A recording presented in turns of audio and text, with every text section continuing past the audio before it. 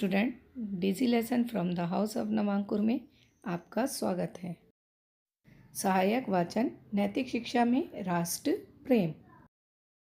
राष्ट्र प्रेम राष्ट्र प्रेम देश प्रेम या देशभक्ति पर्यायवाची शब्द है। वास्तव में अपने देश के प्रति अनुराग एक उदात्त भाव है जिसके बिना मनुष्यता का विकास संभव नहीं है। स्वदेश प्रेम हृदय की वह सच्ची भावना है जिससे केवल सच्चाई और महानता प्रकट होती है। इससे हमारे अंदर उज्जवल और उच्च कोटि के भावों का उदय होता है जो हमें मनुष्यत्व में देवत्व प्रदान करता है। किसी भी राष्ट्र को गौरव दिलाने वाले महान व्यक्ति का या जो देश के नेतृत्व की क्षमता रखते हैं वे अपने प्रेम और समर्पण का उदाहरण प्रस्तुत करते हैं। अपनी इसी भावना से ओतप्रोत होकर अपना सारा तन मन और धन न्योछावर करने वाले देशभक्तों के हमारे देश में अनेक उदाहरण हैं। राष्ट्रकवि मैथिली शरण गुप्त देश प्रेम के महत्व पर प्रकाश डालते हुए कहते हैं, जो भरा नहीं है भावों से, बहती जिसमें रसधार नहीं, वह हृदय नहीं है पत्थर है जिसमें स्वदेश का प्यार नहीं। यानी जिसके हृदय में स्वदेश का प्यार नहीं है वह हृदय नहीं है, वो पत्थर है। त्याग, निस्वार्थ कर्तव्य बोध और संस्कृति के प्रति प्रेम आदि की शिक्षा ही हम में देश प्रेम और देशभक्ति की भावना को विकसित करने में केंद्रीय भूमिका निभाती है। सच्ची है जिसमें न निज गौरव न निज देश का अभिमान है, वह नर नहीं पशु निरा और मृतक समान है। यानी जिसमें अपने देश के लिए गौरव और अभिमान नहीं है वो नर नहीं है, वो मृतक या पशु के समान है। प्रेरक प्रसंग। ठाकुरदास के परिवार में पत्नी तथा एक बच्चा था। ठाकुरदास 2 रुपये प्रति माहवार की नौकरी करते थे और उसी से अपने परिवार का गुजारा तथा लड़के का खर्च चलाते थे। ऐसे भी कई अवसर आए थे जबकि घर में किसी के मुंह में एक रोटी तो दूर एक दाना भी ना पहुंच पाया। माँ व्यथित, पिता परेशान और पुत्र का भविष्य अनिश्चित। इसी में बरसों बीत गए और एक दिन रात के समय बेटे ने अपनी माँ के पैर दबाते हुए पूछा, माँ, मेरी इच्छा है कि मैं पढ़ लिख कर बहुत बड़ा विद्वान बनूं और तुम्हारी सेवा करूं। कैसी सेवा करेगा?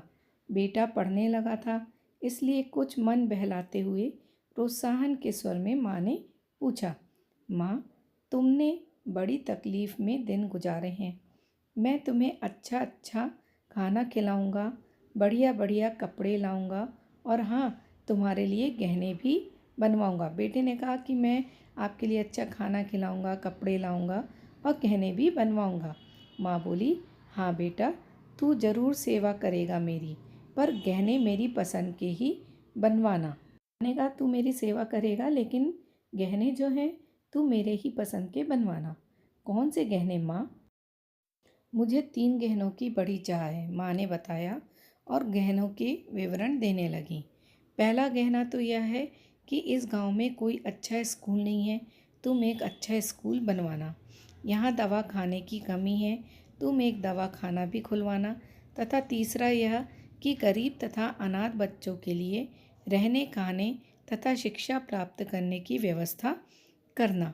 बेटे ने भावाभिभूत होकर माँ के चरणों को में मस्तक रख दिया। तभी से उसे कुछ ऐसी धुन सवार हुई कि वह अपनी माँ के लिए ये 3 गहने बनवाने हेतु जी तोड़ मेहनत करने लगा। खूब पढ़ा लिखा और विद्वान बन गया। कई महत्वपूर्ण पदों पर नियुक्त होकर काम भी किया जिनके वेतन में अच्छी खासी रकम मिलती थी। पर उसे अपनी माँ के इन 3 गहनों का सदैव ध्यान रहा। वह बराबर स्कूल, औषधालय तथा सहायता केंद्र खोलता चला गया। यही नहीं, आगे चलकर स्त्री शिक्षा व विधवा विवाह के गहने भी अपनी माँ को चढ़ाए। इन असाधारण गहनों को आजीवन बनवाते रहने वाला यह महान मानव और कोई नहीं, पंडित ईश्वर चंद्र विद्यासागर ही। न्यायाधीश कार्न डैफ ने कटघरे में खड़े युवक को मृत्युदंड फांसी की सज़ा सुनाने के बाद उसकी ओर देखा तो वह हक्का बक्का रह गया। वह युवक हंस रहा था। न्यायाधीश ने सोचा कि शायद इसने अपनी फांसी की सज़ा ना सुनी हो। यह सोचकर उसने उस युवक को दोबारा कहा, सुना तुमने? पुलिस इंस्पेक्टर सैंडर्स पर बम फेंकने के अपराध में तुम्हें फांसी की सज़ा दी जाती है। युवक मुस्कुराया और बोला, जज साहब, फांसी? हम भारतीय मौत से डरा नहीं करते। युवक ने मुस्कुरा के कहा कि जज साहब, फांसी की सज़ा? हम मौत से नहीं डरते। यह तो मेरे लिए हर्ष की बात है कि मुझे फांसी के फंदे पर झूलकर भारत माता की सेवा करने का अवसर मिलेगा। यह सुनकर न्यायाधीश को बहुत आश्चर्य हुआ। न्यायाधीश को आश्चर्य हुआ कि फांसी की सज़ा सुनने के बाद भी वह युवक हंस रहा है। उसने फिर कहा, तुम्हें उच्च न्यायालय में अपील करने के लिए 1 सप्ताह का समय दिया जाता है। तब युवक तिलमिला उठा, नहीं नहीं, इसकी कोई आवश्यकता नहीं। मुझे यदि जीवन की भीख मांगनी होती तो मैं बम ही क्यों फेंकता। यदि मेरे प्रति आपके मन में थोड़ी सी दया है तो मुझे 5 मिनट का समय दीजिए, ताकि मैं अदालत में बैठे अपने साथियों को बता सकूं कि बम कैसे बनाया जा सकता है। अब यहाँ पे उस युवक ने कहा कि मुझे आप 5 मिनट का समय दीजिए, ताकि मैं अपने साथियों को बता सकूं कि बम कैसे बनाया जा सकता है। 11 अगस्त सन 1908 को वही युवक हंसता हंसता फांसी के फंदे पर झूल गया।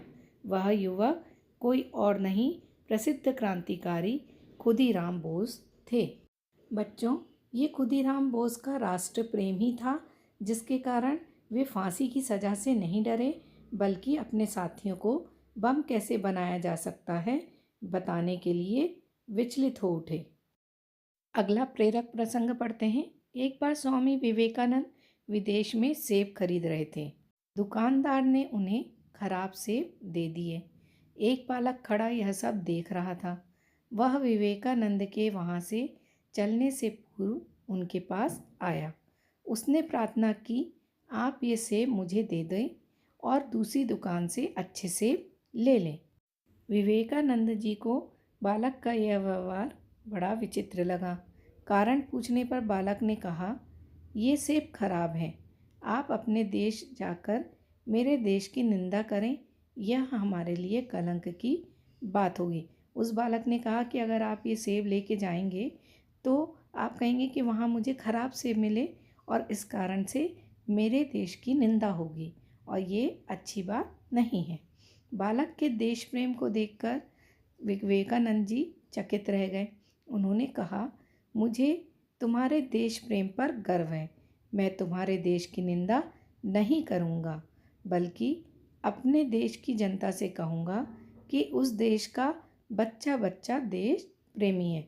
विवेकानंद जी ने कहा कि नहीं, मैं तुम्हारी निंदा नहीं करूँगा, बल्कि अपने देश जाकर कहूँगा कि उस देश का बच्चा बच्चा देश प्रेमी है।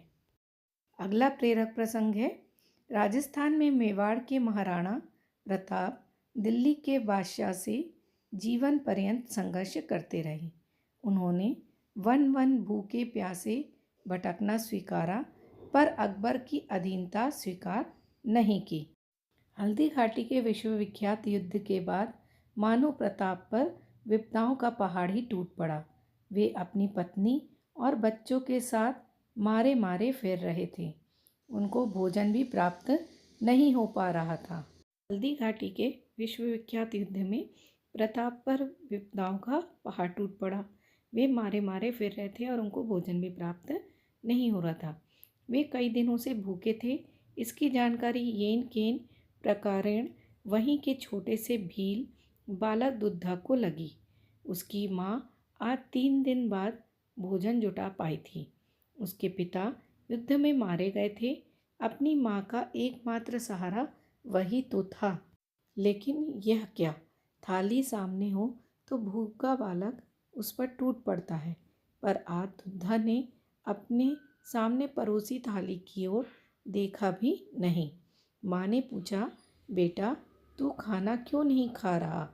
ऐसे गुमसुम मुंह फेर कर चुपचाप क्यों बैठा है? मुझसे बोलता तक नहीं। माँ ने कहा, तुम आज खाना क्यों नहीं खा रहे हो, मुझसे क्यों नहीं बोल रहे। दुद्धा ने कहा, माँ मुझे भूख नहीं है, और फूट फूट कर रो पड़ा।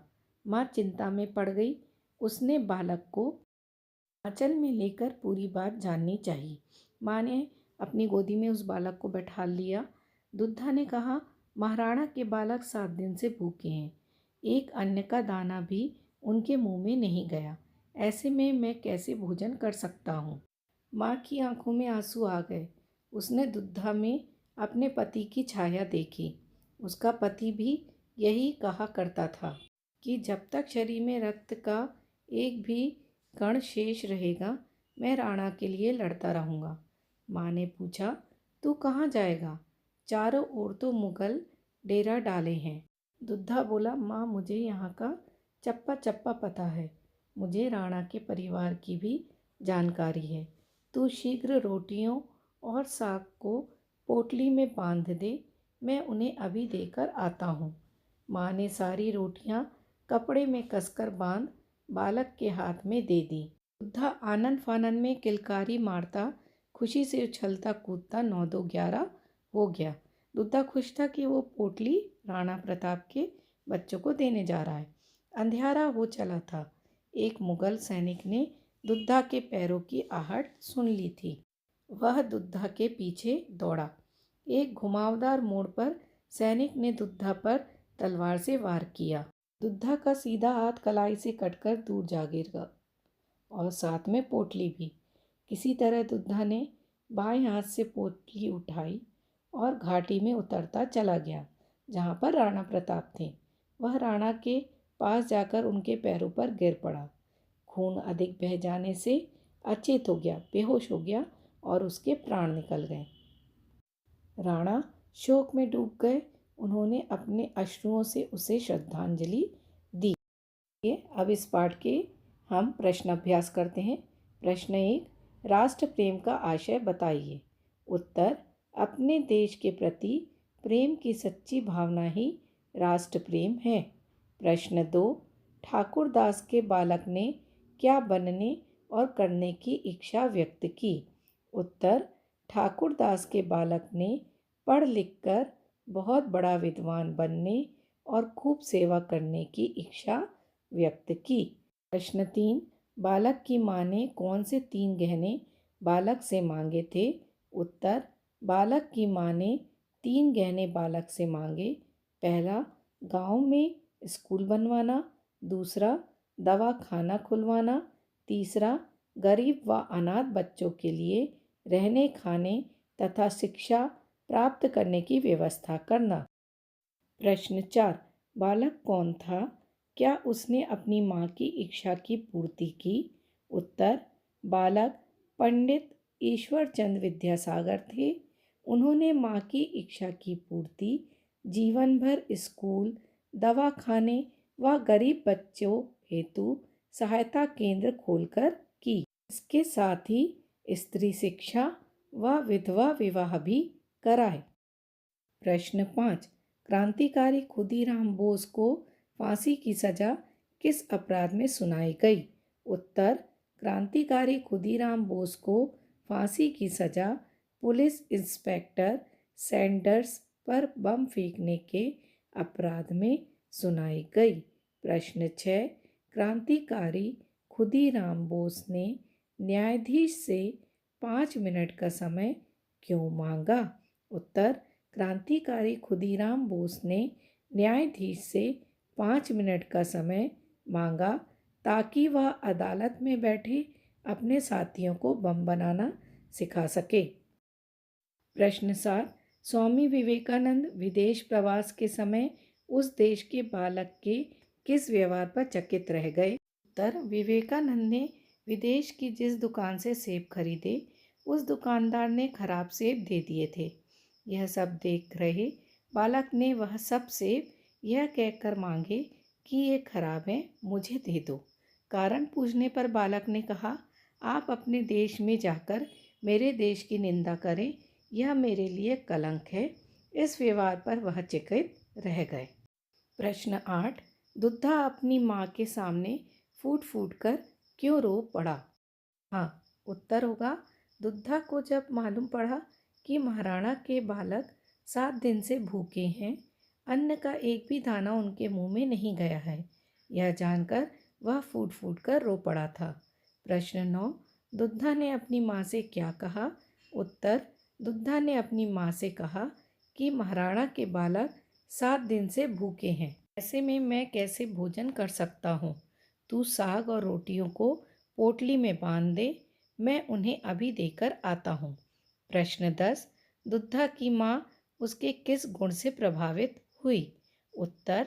दुद्धा की माँ उसके राष्ट्र प्रेम से प्रभावित हुई। Thank you for watching.